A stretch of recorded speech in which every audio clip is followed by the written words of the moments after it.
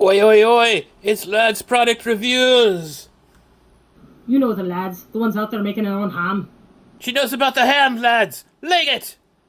Alright, real quick before we get into the review, we're gonna do a quick thing here. If you like the content and want to help support the channel, go ahead and like and subscribe, hit the bell, turn on notifications. Down in the description, there are links to the Patreon, the Instagram. We got 3 affiliate links. One of them is for tires, another one is for outdoor gear that is camping and hunting, and another one for airsoft pistols. If you're in the market for any of those 3, go ahead and use those links, do some shopping. It'll help support the channel. And like I said, like and subscribe. Or subscribe. Describe. Yeah. Okay. Let's get right into it then. This is the $10 knife that set the internet on fire. The Ozark Trail Sonder, or as I like to call it, the Ozark Trail Pug Out, because it is a copy of the Benchmade Bug Out. The question today, though, is can it run with the big dogs? Let's get right into it. Okay, we're gonna go ahead and break this knife down real fast from the tip to the butt. The blade here is D2 steel stone polished. It is a decent shape. It is sharp out of the box. There is a caveat to that, and we'll get to it when we get to the bad, when we get done with the good. Going from the blade, we've got ambidextrous thumb studs that are easy to find. The week that I carried this, I actually learned how to reverse flick. Awesome. Easy knife to reverse flick. It opens so smoothly, so well. The action on it is amazing for $10. Going from the crossbar lock, we have a very ergonomic handle here, as it should be, because it is copied from the Benchmade. Now, there's a reason why the Benchmade is so popular. It is just iconic. The handle works. The handle is ergonomic. It is comfortable. You've got jimping right here on the top of the pug out handle, and then jimping right here on the top of the blade. It works. What more can you say? The pocket clip. Yes, let's talk about the pocket clip. The stiffness on the pocket clip I thought was actually too stiff, but stiff? I might be having a stroke. But it's not. It goes in and out easy of the pocket when you put it in your pocket. Reach down. And there it is. It's ready for use. You can just kind of stick your thumb on the side of the handle and get this grippy bit right here. And you have grip to pull it out. The other nice thing about the pocket clip is that it's reversible. Ozark Trail remembered that left-handed people exist. Isn't that crazy? Most knife designers and knife makers do not think that left-handed people exist, and if they did exist, they would not want to cater to the likes of Ned Flanders and Mighty Car Mods. Chop chat out, by the way. Um, so, those are the good bits. Oh, and the lanyard holds okay. I mean, that's right. Um, let's get into the bad. As I said, the knife was super fidgety. Really fun. Um, we'll start from the tip and work our way back down again, because that's how that's going. To the butt. The tip of the blade out of the box on this guy was bent. If you look there, the centering is off. But you make your way back, it looks like it's pretty straight. It's just at the tip there, it goes a little wonky. You know, $10. Quality control's not there. Fine, fine. Alright, cool. Not going to complain about the thumb studs, they just work. The crossbar lock itself, it seems like it's fine. It seems like it works great. It's a $10 knife though. How long is that thing going to last? Well, we're going to do a test here once we get done with a couple other things to see if we can force this knife to disengage. The test I would recommend not doing at home. We're going to do dumb stuff, but we'll get to that towards the end. We're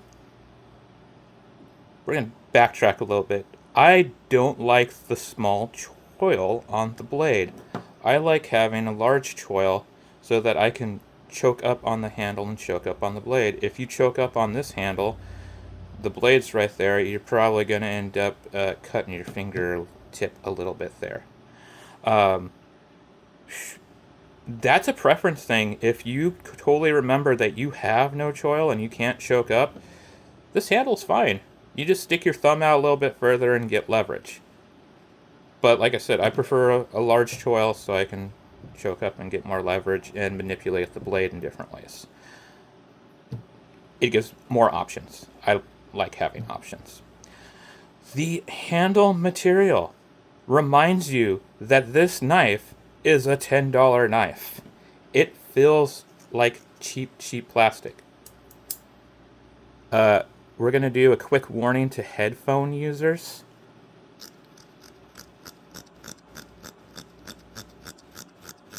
I'm going to stop that because it's probably hurting your ears. It's annoying. It's cheap. You know that. And it's going to remind you of that. Every time you go to grab the handle, you might forget about it occasionally because you're like, oh, the handle's comfortable.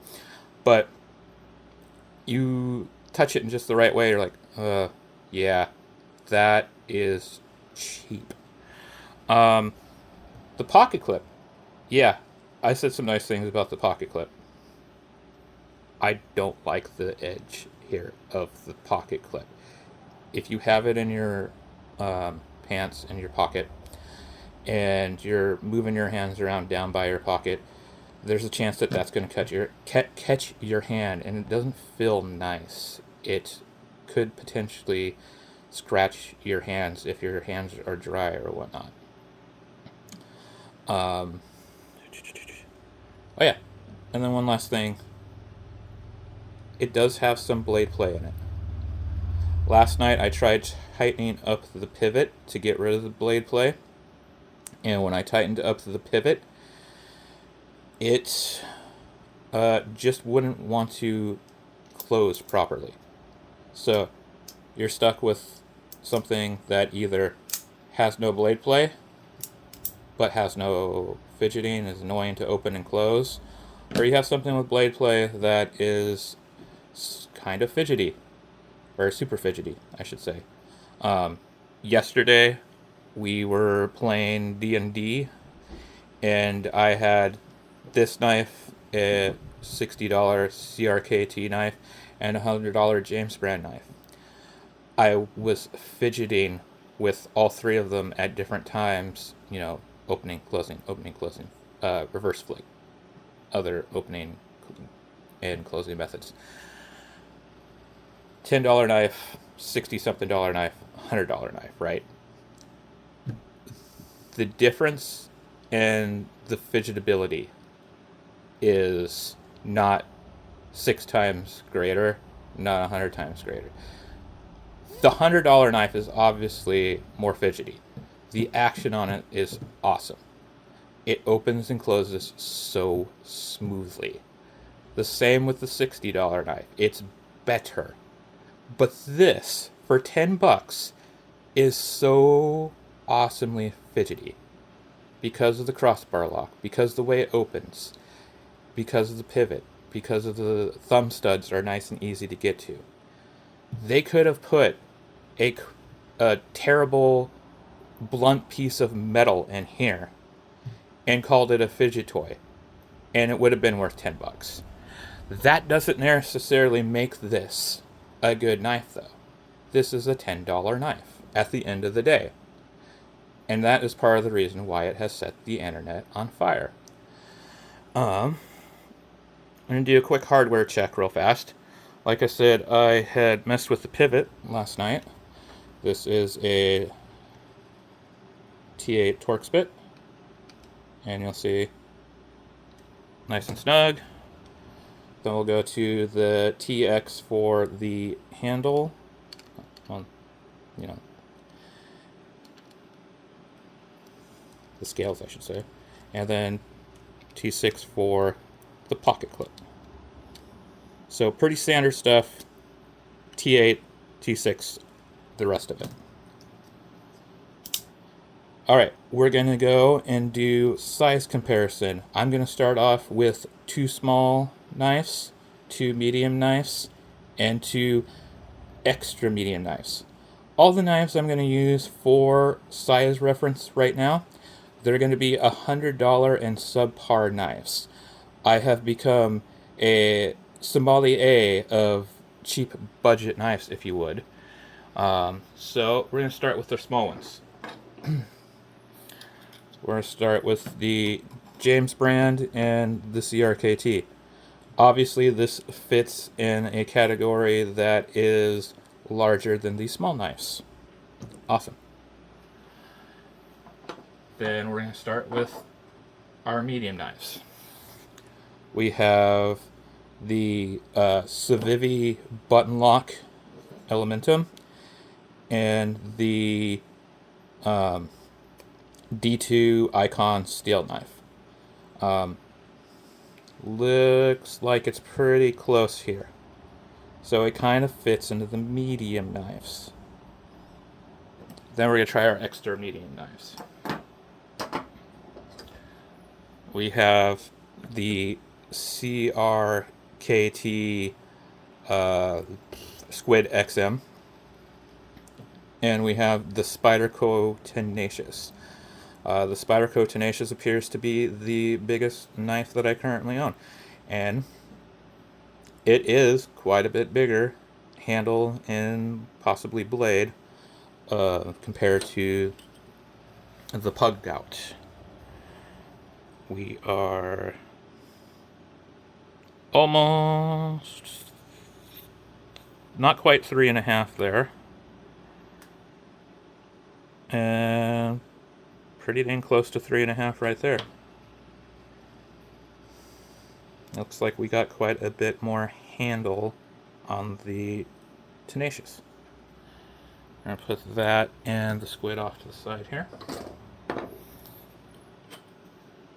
So, like I was saying, blade, it looks like we're pushing pretty close to 3.25, not counting the choil. Or, no, it's probably closer to 3.5. Looks like we're running about 3.25 here right now. Overall length, pretty close to 7.5 right there. Let's go ahead and do thickness. We'll compare it to the button lock Elementum, because this is a pretty nice carry. And it looks like we are pretty close to the Elementum. I think the Elementum's just a little bit thinner. So that's not bad. Like I said, this is a very nice carry. I want to take a moment to go back to this crossbar lock. Now, as you can see inside, there's obviously a spring inside there for the release.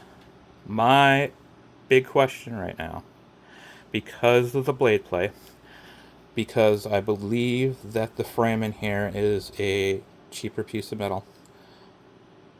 I know the scales are a cheaper piece of plastic.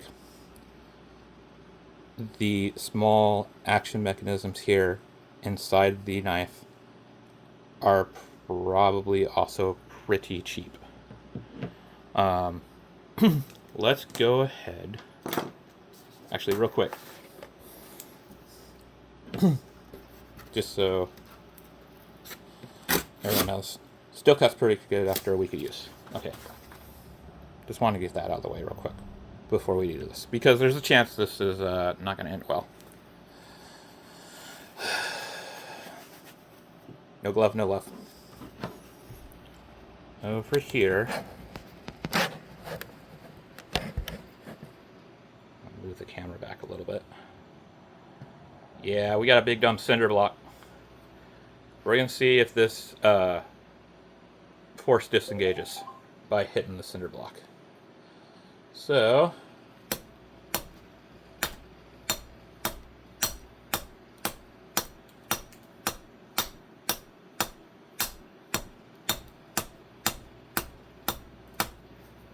all right. That actually did not expect that. So, I was expecting it to disengage. There was obviously some shortcuts that were taken in the construction of this knife. Now, though, oh yeah. And you could tell on the spine, especially right in there. Well, oh, I mean, it looks fine. That is crazy. I was not expecting that. So, this is tough. This is tough because I want to say that this is probably not what it should be, but it's also at the same time everything it should be. There's a reason this is like completely set the internet on fire. What would I like to see come of this at this point? So, I am hoping that all of those crazy Chinese knife makers that are out there blasting out these Trash Ninja, or no, not Trash Ninja, Trash Wizard, Mall Ninja knives are going to take notice. They're going to stop making those really, really crappy knives, and they're going to make something like this. That's $5. I hope within a year, all of those TSA confiscated videos, you're not going to see those as much. You're going to see these and all of those bags that people open instead of the Mall Ninja and the Trash Wizard knives. Now, those aren't necessarily going to go away, but I would like to see less of them because they're built so badly, they're dangerous. They're hilarious, yes, but they're also just stupid. The thing is, though, is they're not going to go completely away. There is a reminiscence kind of factor there for bad 90s, early 2000s. As long as people are buying Jinko jeans and listening to ICP, they're going to be buying gas station knives. It's fine. You know, go out and have your fun. I don't want to be the screen door on your submarine. But also, for your own safety, just don't. Like, seriously, stop. Like, have your fun, but you know, we're not gonna take you seriously with the Mall Ninja knives. Come on. Now, what would I like to see from Ozark Trail? I would like to see something like this, only $30. And I would like to see better quality control on the blade. I would like to see a better material used for the scales. The pocket clip that isn't quite so irritating at the end, even though, like I said, the tension's good. You don't notice it in your hand, but if you move your hand past that while it's in the pocket, there's a chance you're gonna scratch your hand. And I would like to see a, better, thicker frame material. This is everything $10 should get you, really. Now, should you have this in your car or in your bag as a backup knife? Yeah, I suppose so. It'll probably work in an emergency. It'll cut things. It'll apparently not break if you're really, really hard on the spine. By the way, don't do that at home. kids. That was dumb stuff. That was that was us doing dumb stuff. Um, but I mean, and the thing is, it's like $30 knife. You can go get like a Migron online. You can go get a really nice. You can get the Drifter, that one for around 30. So I mean, you can get a nice knife for $30. It's not going to be as fidgety as this. Like I said, this could have been a $10 fidget toy with a blunt piece of metal in there that barely resembled a blade, and they could have sold it like that.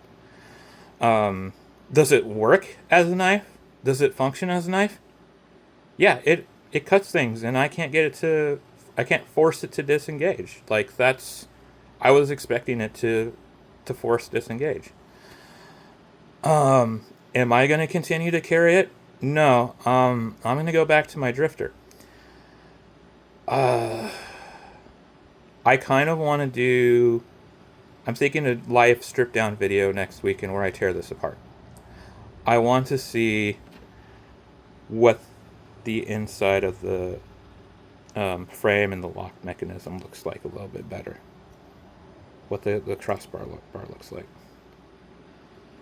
And there is some wear down there on that tab. I wonder if that was from me banging on it.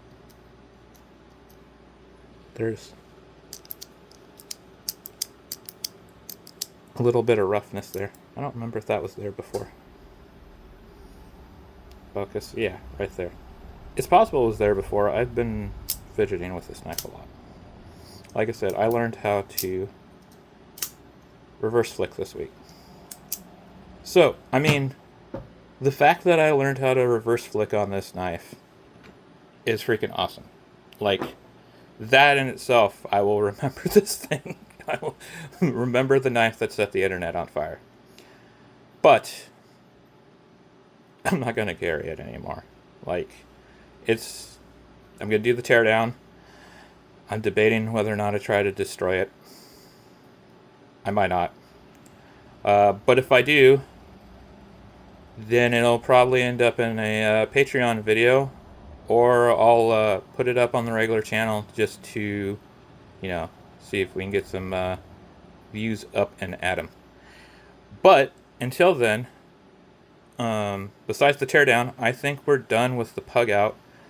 We're probably going to go back to some of the other knives we have over there in the collection, and review some of those, carry them for a while, and I think we'll probably see some other things besides knives come up in the review channel, because the goal of the channel when starting out was, oh yeah, we're going to do product reviews. I'm the lad. It's Lad's Product Reviews. You know what I'm saying? Oi, oi, oi! I happen to have a collection of sub-$100 knives, and I was curious about this because this set the internet on fire. That being said, we're gonna branch out. It's been great though, and I want to do some more, but I'm gonna sprinkle some other stuff in. Anyways, I hope you guys liked the video. Like and subscribe, and we'll see you later on. All right, bye.